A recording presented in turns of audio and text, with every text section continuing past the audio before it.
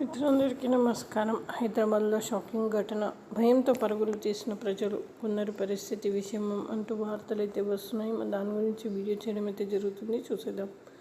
గృహప్రవేశం వేడుకల్లో 50 మంది రౌడీ మూకల బీభత్సం. మహిళలు పిల్లలపై కర్రలు రాళ్లతో ముక్కుముడిగా దాడి చేశారు. తెల్లవారుజామున నూతన గృహప్రవేశం వేడుకల్లో ఉన్న కుటుంబంపై 50 మంది దుండగులు కర్రలతో దాడులు చేశారు. ఈ షాకింగ్ ఘటన మేడ్చల్ మల్కాజిగిరి జిల్లా మేడిపల్లి పోలీస్ స్టేషన్ పరిధిలో బోడుప్పల్లో ఆదివారం చోటు చేసుకుంది. బోడుప్పల్ దేవేందర్ నగర్ కాలనీలో నూతనంగా నిర్మించుకున్న ఓ ఇంట్లో గృహప్రవేశం వేడుక జరుగుతుండగా ఊహించని విధంగా కొందరు దుండగులు మూకుముడిగా దాడికి తెగబడ్డారు. దాదాపు 40 నుండి 50 మంది రౌడీ మూకలు కర్రలు రాళ్లతో దాడి చేశారు.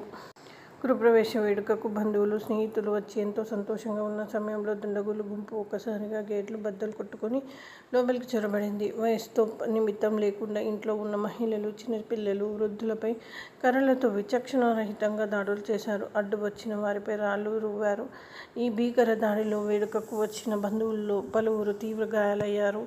అయితే వీరిలో కొందరి పరిస్థితి అత్యంత విషమంగా ఉన్నట్లు తెలుస్తుంది. ఈ దాడిలో దేవేందర్ నగర్ కాలనీలో ఒకసారిగా భీత వాతావరణం నెలకొంది. బాధితుల సమాచారం మేరకు మేడిపల్లి పోలీసులు హుటాహుటిన స్థలానికి చేరుకున్నారు. గాయపడిన వారికి తక్షణమే చికిత్స నిమిత్తం ఆసుపత్రికి తరలించారు.